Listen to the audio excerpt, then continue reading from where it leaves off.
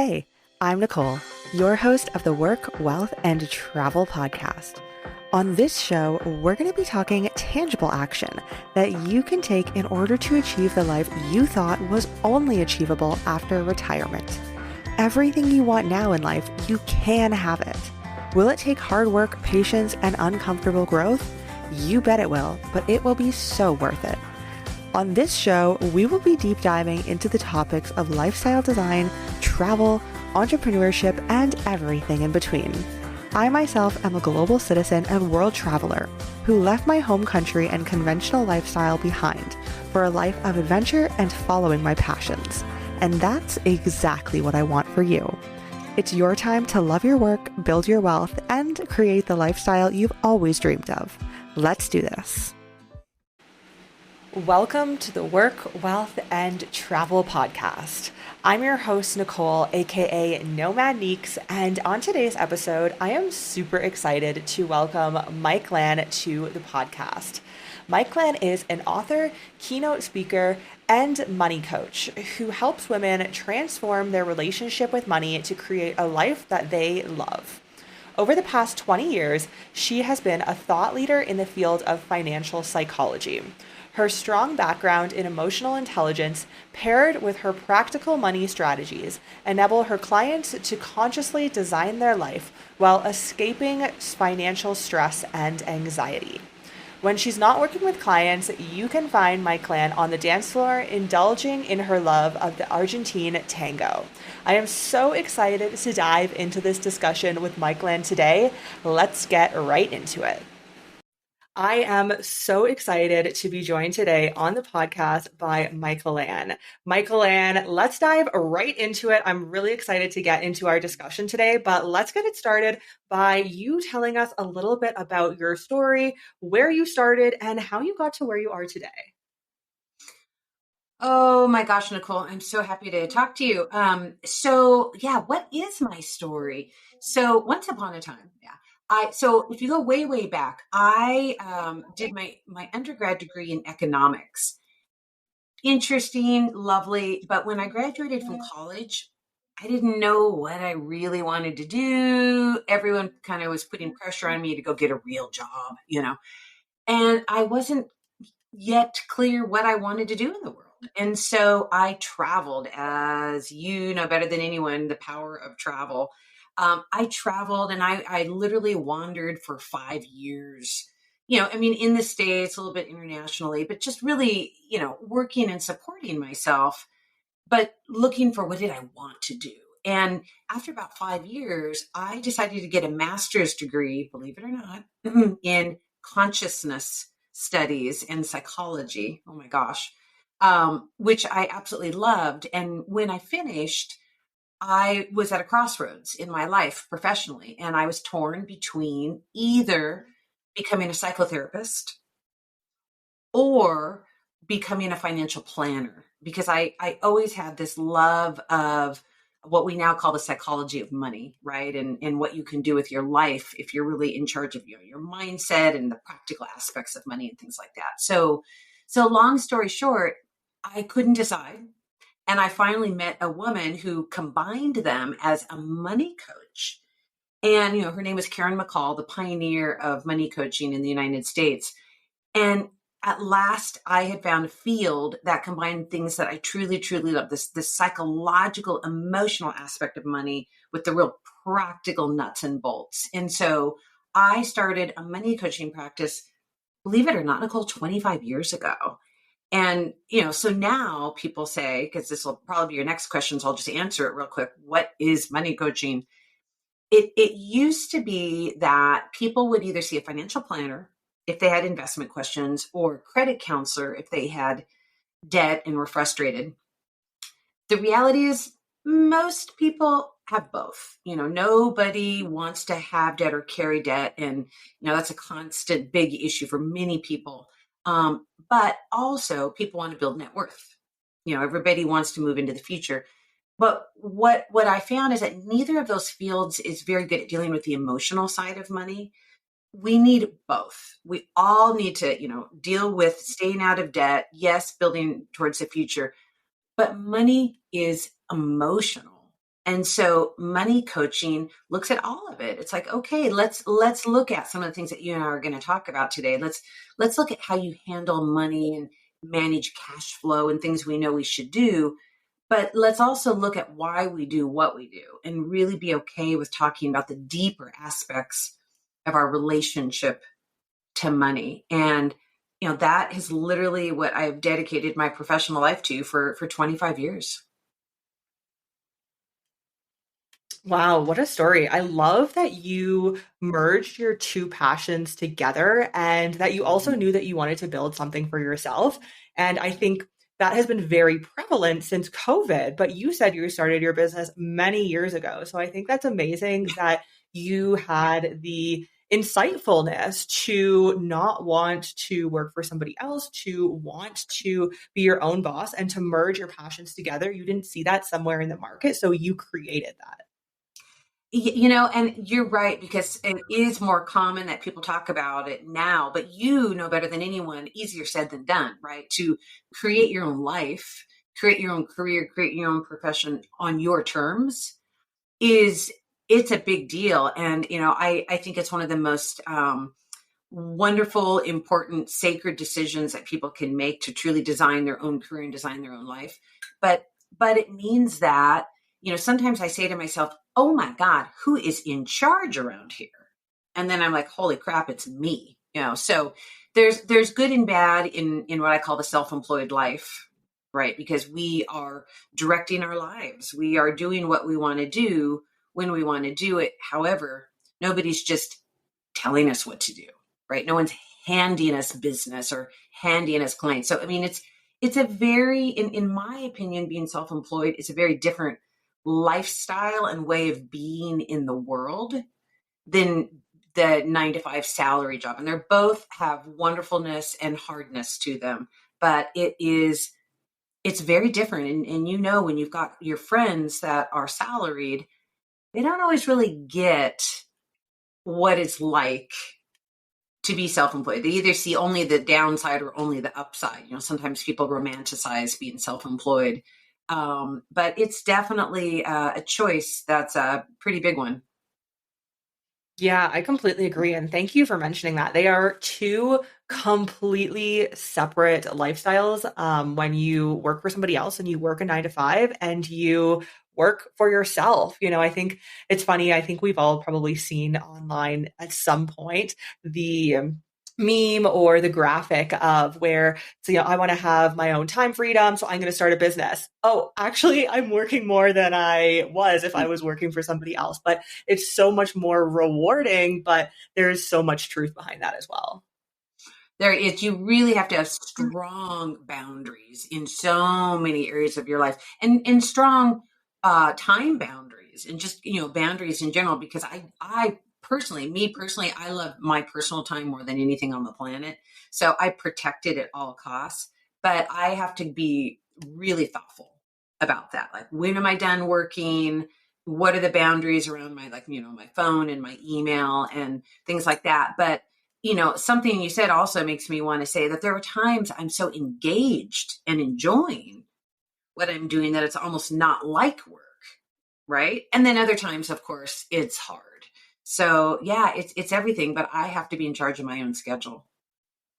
Yeah, I love that you mentioned that. That's exactly what I say. A lot of the times when I'm quote unquote working, it feels like I'm not working because I truly do enjoy what I am doing and love what I'm doing so much. But then there is, the aspect of you have to build a business. So it is work at the same time. So I want to dive into a question with you and hear your take on the money mindsets and the mentalities and how they differentiate when you are a traveler and your relationship to money versus when you are, let's say, you have the 9 to 5, you are working for somebody else, you have a home and a mortgage, and you have a lot more of a stable life and that relationship to money and how that looks. Yeah, boy, that's such a good question. I mean, I love travel, and one of the reasons what I love about what I do is I believe that if you learn how to manage your personal money and you manage your personal cash flow, what I would call creating a real nourishing spending plan, you truly can do anything including long-term travel or short-term travel. And so part of why I love teaching people how to design their own spending plan is because I want you to be able to design your own life, right? And traveling is very much its own unique thing with its own wonderful and completely crazy costs, right? And what one thing that I think is kind of interesting about travel and money is short-term travel versus long-term travel, really different mindsets, right? Like for example, I just went, I was gone for the last 4 or 5 days at a tango festival, right? Super fun, complete vacation. I didn't check my email for 4 days, Nicole. Oh my God, it was crazy. It was wonderful. But from a money point of view, I planned all of this ahead of time so that once I went on this vacation, I didn't think about money. I was not stressed about money. I literally planned before we left because I know it's a tango festival, right? I knew I was going to buy shoes, which are bloody expensive in tango world. I knew I was going to buy clothes. I knew we were going to go out to eat. I knew we were going to just have a lot of fun, right? And spend a fair amount of money. But because I planned it in our annual spending plan, in our monthly plan, I literally was not stressed about money. It is a different mindset when you're doing long-term travel. And I don't mean to say that long-term travel therefore is more stressful. It's that in short-term travel, once I go off on my little vacation, I don't think about money. I pre-plan it before I go, and it's great. And I come back and I settle things out, financially, and it's all good. But for long-term travel, you cannot take a vacation from managing your money, right? So if I'm going to go live in another country, do a lot of things that you've done longer term, and I've done some of that as well, though certainly not as much as you. Yes, I will plan it before I go, but then I have to stay in touch with it. I have to stay in touch with my monthly and my annual spending plan because, particularly with long-term travel, there's a lot of curveballs that happen, and you want to feel free. You want to feel like, you know what, if I want to leave this country a week early and go work in this other country in a slightly, all the opportunities that come up on the road, I want to be able to do what I want to do. And one of the keys to that is being able to stay in touch with your money, being able to adjust and shift with a spending plan in a way that is flexible.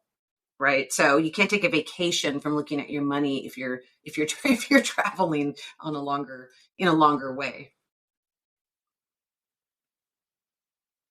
Yeah, thank you for bringing that up. That's really interesting. And I guess I've never actually thought of it that way. So I appreciate you differentiating the short term and the long term because you're right. I do long term travel. And so I've never really thought about that short term aspect where you're on a fun little holiday and it's, 5 days or 1 week or 2 weeks. And you know that you're going to go back to your quote unquote real life at some point, and then the money comes into play there. But when you're on vacation, it's just a vacation. And so it's interesting that you bring up that differentiation. And I think I have quite a few friends and within my community online who have reached out to me and are like, how do you travel long term? I could never do this. And what I always say, and I actually just posted about this today, so it's funny that we're talking about this. It's all a mentality shift is the way that I see it. Because when I'm traveling, I know that even though I'm in a new destination, even though I'm in a new country or in this beautiful place, I need to have priorities and I have to prioritize my work and my business over traveling in this moment. I know at some point if I'm here for 2 weeks or a month that I'm going to get out and I'm going to see the city and I'm going to do all the things. But I need to ensure that I have the finances coming in and that I am building my business and growing my business. And I think the exact same thing can be said about that long-term financial aspect of money. I think you're totally right. I mean, because I think that the difference where your friends are likely coming from is the vacation mindset, which makes sense, right? Because most of the people that you and I know don't live in other countries for months at a time. So, of course they're curious, like, how on earth does Nicole do this? Because when they travel, maximum maybe 2 weeks, right? It's a big deal.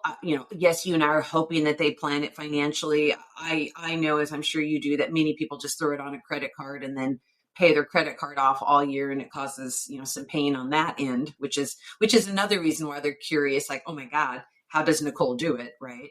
But the it's like the secret is we are, I personally hate the word budget, but not everybody hates that word. We are planning our spending as we go, and we're planning our income as we go. And so, I might have an annual plan where I'm assuming, okay, I'm going to be working in another country, let's say for 2 months or 3 months. That means I've got this money projected coming in. I've got these expenses projected going out. And then you roll with it, right? Like I've got a fair number of clients that do pretty extensive travel. And it's interesting because some people say, oh, I travel way too much. There's no way I could plan my money. I say it's the opposite. That the more you are sleeping in a different bed, whether it's every night or, different countries throughout the year, the more important it is to plan. It just means that you're having to adjust. And a lot of people don't know how to adjust a spending plan as plans change. And, you are not only planning your spending, you're planning your income, right? And so as a business owner, it helps you look at things and go, okay, I get it. This month, I need to have this much money coming in to support myself. What does that look like? Where might that come from? Is that another contract? Do I want to shift how I'm doing this particular piece of work over here? So I think it's one more reason why when we talk with our friends that are not self-employed, they're only looking at the outgo, right? The spend on a vacation. Whereas you and I, if we're living outside the country, we're looking at the whole picture, the money that's coming in because we're working in different ways, the money that's going out. And, it's a creative puzzle that you and I put together. It has to work, right? But if you've got the right tools and the way to look at it, it's actually a fun puzzle. I know that sounds crazy to people. They're like, what? Budgeting is a fun puzzle. But, ultimately, you've got to put it together in a way that the full amount of money that you're spending throughout the year is less than the full amount that's coming in. And are there exceptions because you're using savings that you've saved up?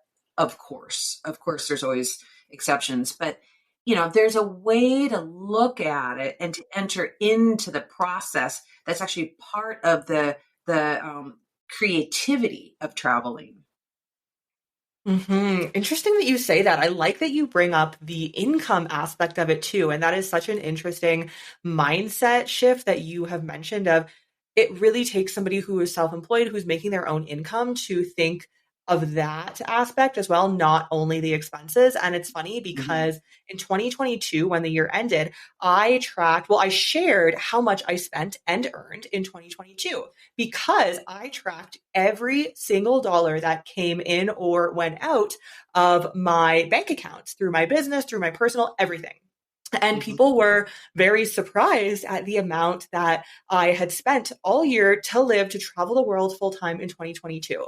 And Mhm. it was definitely a lot less than I expected. I will say that. But I think a lot of people were just very surprised that I would keep track of every single cent. But I think there's such an importance, and I also kept track of my income too. There's such an importance in that when you are self employed. And as you said, when you're traveling long term. I know. I love that you shared that and that you did that, and you're not going to be surprised to hear I do that also, right? So we are in the habit of it, but also we know how to do it. It's not the big deal that people think it is. I mean, yes, you need the right tools. I mean, this is like what I do for a living. I teach people how to do this, right? And it gets to the point where people find it. Some of your listeners are going to be shocked, but almost relaxing to sit down and quote unquote work on your money.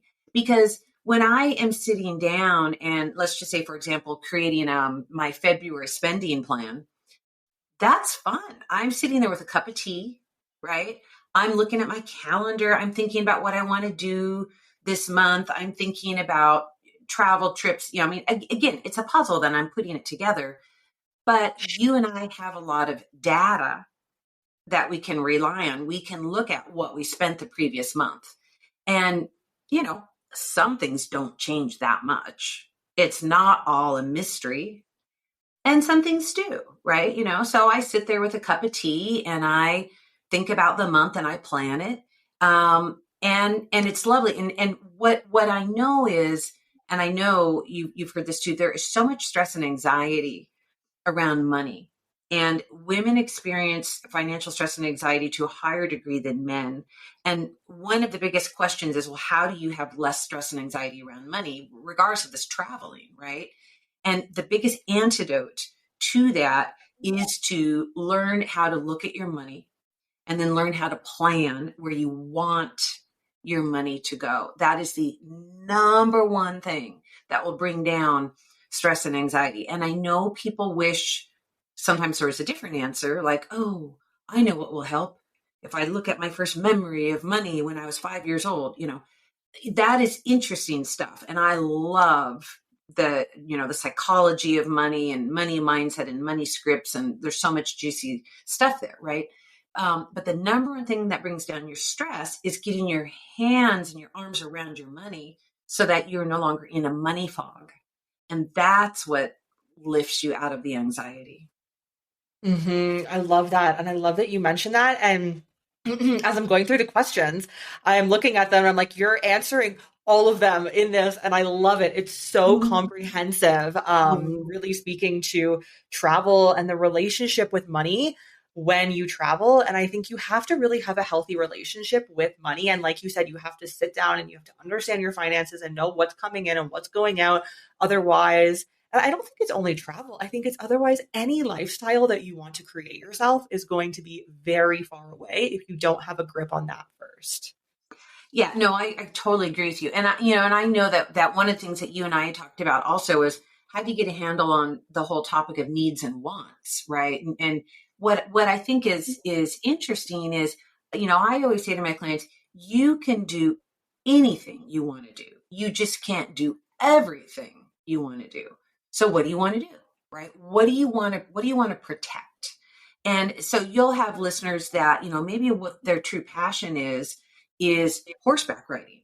And so they are going to protect that cost over going to Europe for 2 weeks, or if I look at me, what I want to protect is tango, right? I mean, I spend a lot of time and money and energy in Argentine tango, and it's my passion, right? So I will protect what that costs over other things, right? Like I don't need the brand new flashy car, right? Or the the latest remodel or replace my couch or whatever it is. I mean, I will certainly look at all sorts of different things and go, do I need it? Do I want it? I mean, I want to be thoughtful. Nobody wants a crappy couch, of course.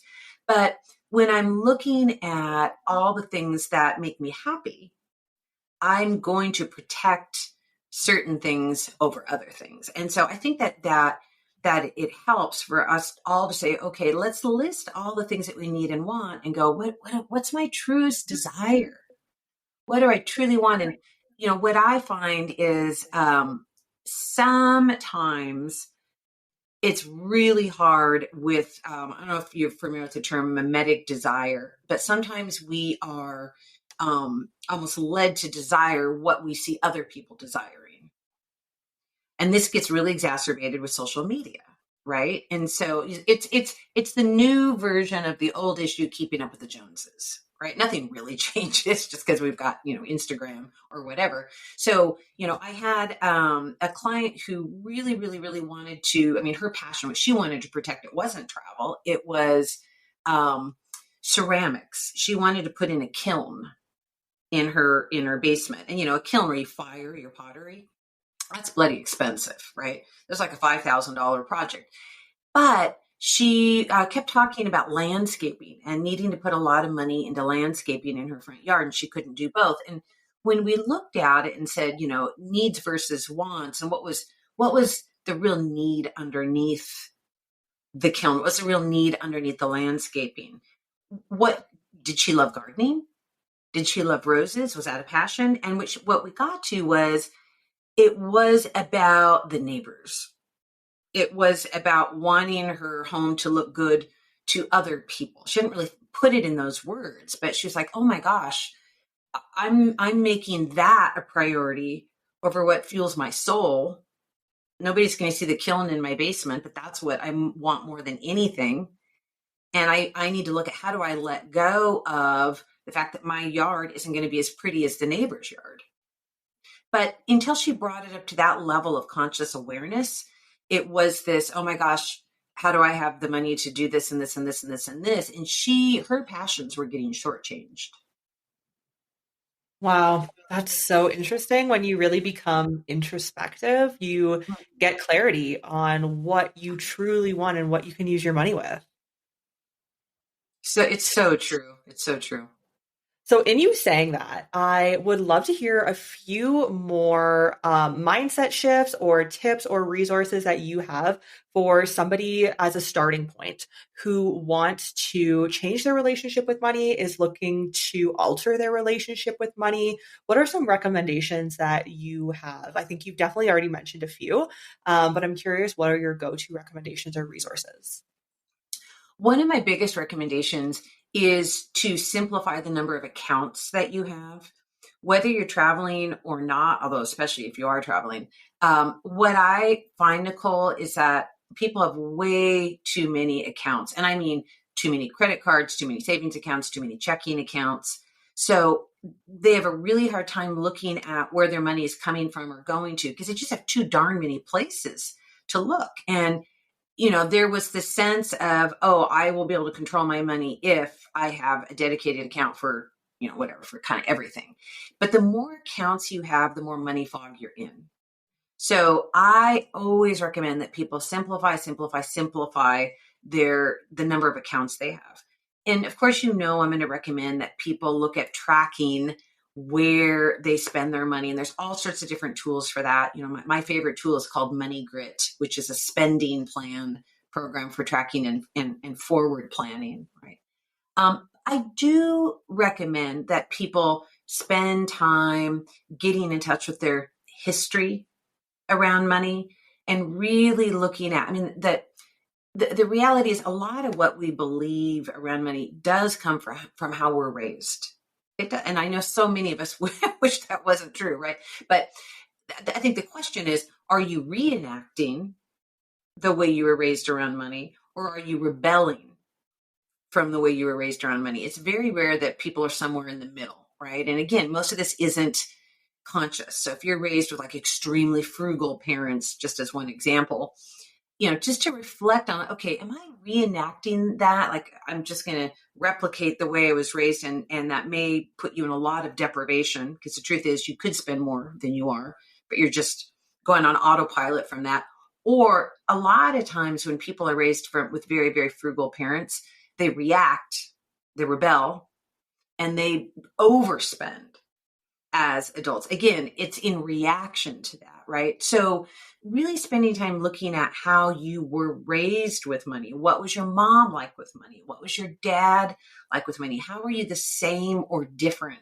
What are your earliest memories around money, and what do you think it taught you is a real worthy endeavor. That's I love to give different questions around that as journaling assignments, right?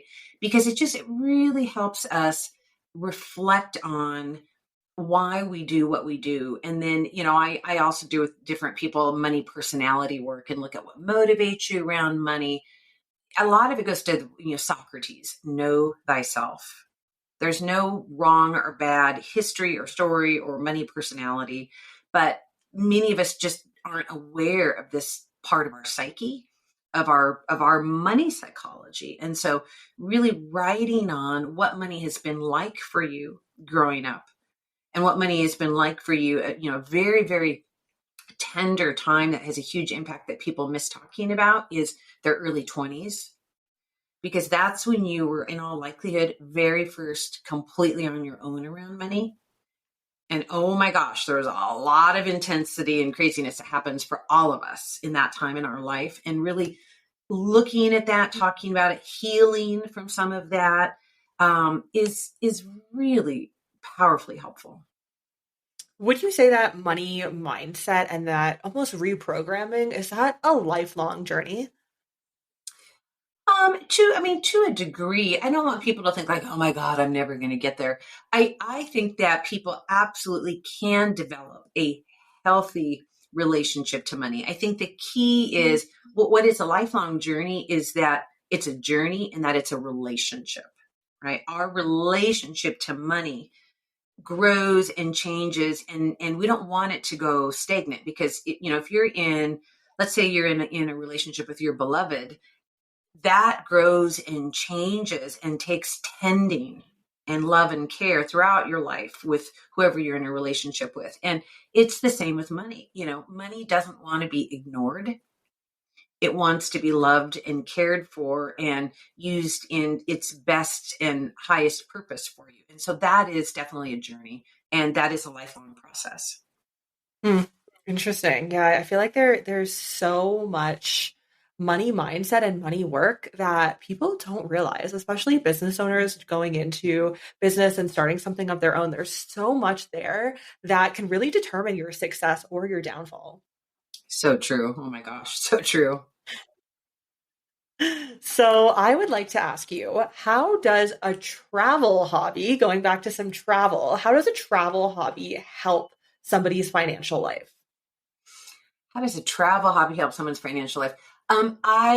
I think that part of the reason why it helps is it is about enjoying life. So what happens around money is people don't like to talk about money. And they're like, oh my gosh, Nicole and Mikelann talking about money. And part of why they are almost turned off by, I don't want to listen to or talk about money, is they're associating the conversation of money with either the past or the future, meaning they're associating all the money talk with past debt. They're going to talk about debt, how to get out of debt, or they're assuming that you and I are going to be talking about the future.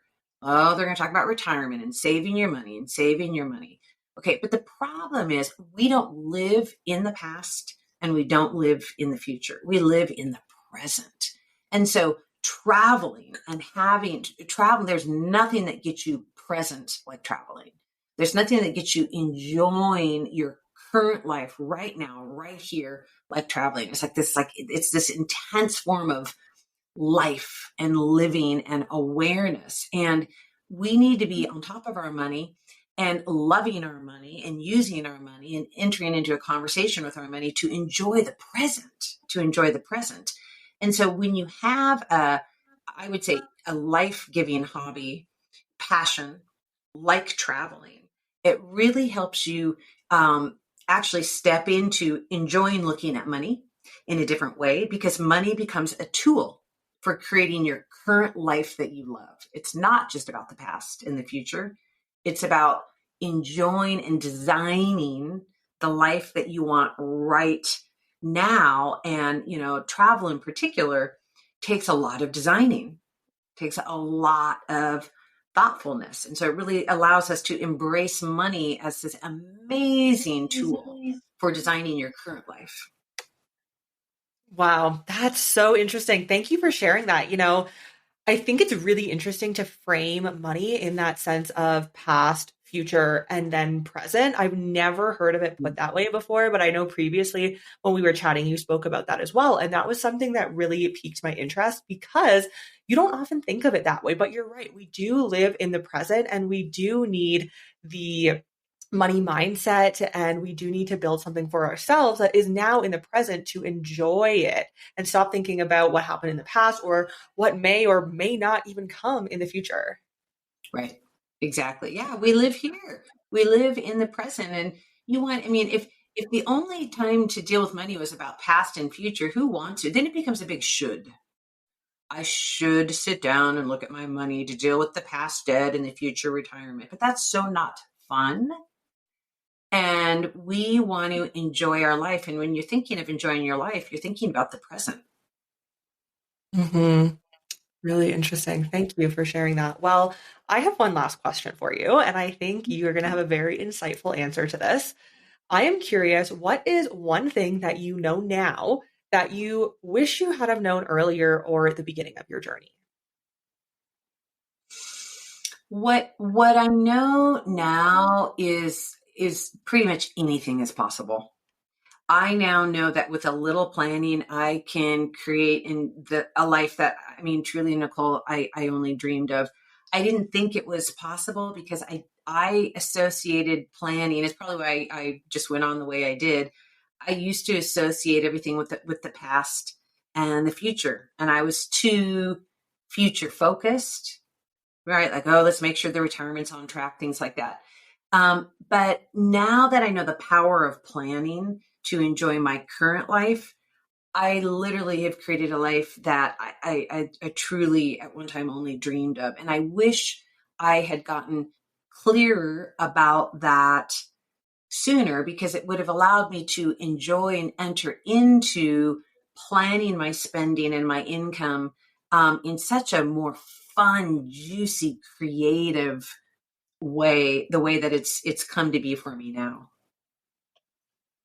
So in you saying that, I have a follow-up question, because I am curious. So of course you have mentioned, and I absolutely love planning in the present and having that money stability and knowing what you're doing with your money in the present is really what's important. But how do you stay in the present when it comes to money while also having to bring some of that future into it so that you can be steady for or be stable in your retirement, whenever that may be, or whatever it looks like for you down the line? How do you kind of plan for that while also staying in the present? It's a good question, and the answer is actually going to sound maybe overly simple, but it's the same answer. It's planning, right? Because I know how much money I need to be investing every month to secure my retirement. People overcomplicate retirement planning. They really do, right? Like, I'm like, okay, let's say I'm going to pick a number, and let's say that I think I want to be work optional, because I hate the word retirement. It's very old fashioned, you know. So I want to be work optional at 65. Maybe I got to come up with a number, right? And then I say, okay, so therefore, that means that I need to invest X amount of money each month into in my case, because I'm self-employed and I'm an American, I'm using an IRA, a SEP IRA, right? But different countries, different people are going to have different investment vehicles that make the most sense, right? So I'm going to invest that amount each month into this, retirement vehicle, and that's it.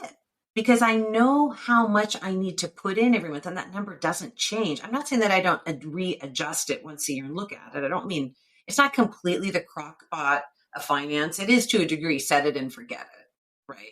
But yes, do I relook at it?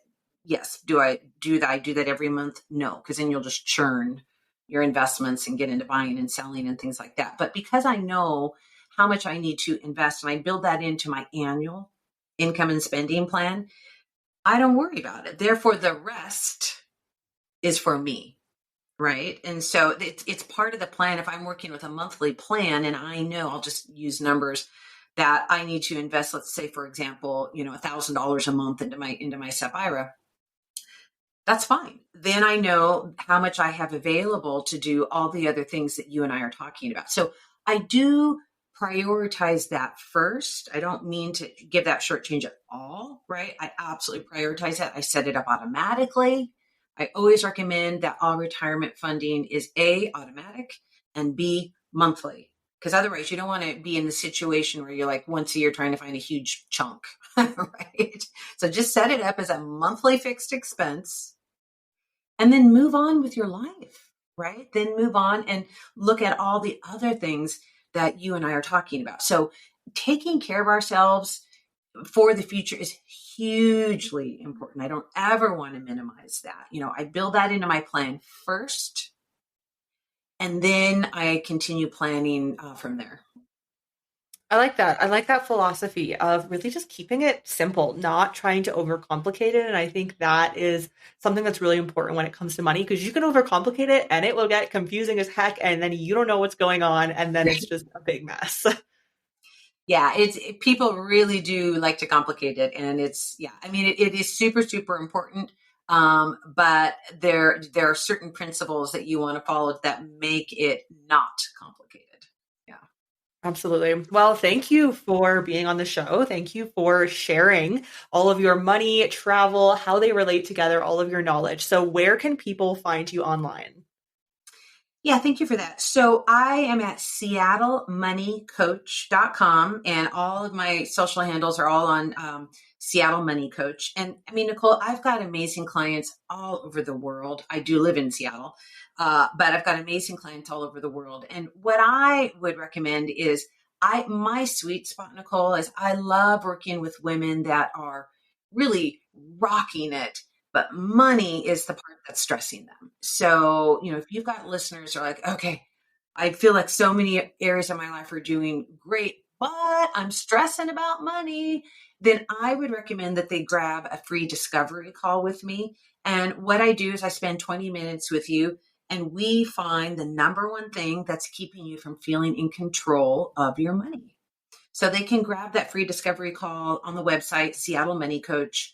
And then I've got lots of free resources. They can download free ebooks on how to stop stressing about money and all sorts of good stuff. Awesome. Thank you. And all of those links are down below. So definitely feel free to go check them out. And thank you for being on the podcast.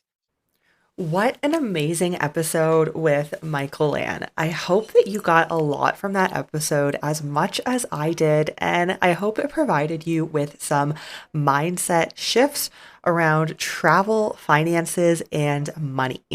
If you want to connect with Mikelann, all of her links are below, as are mine. If you have any questions or comments about the show or the episode, I would love to hear from you, and feel free to reach out to me on my Instagram at nomadneeks. Thank you so much for joining me in this episode, and I look forward to listening in to the next one.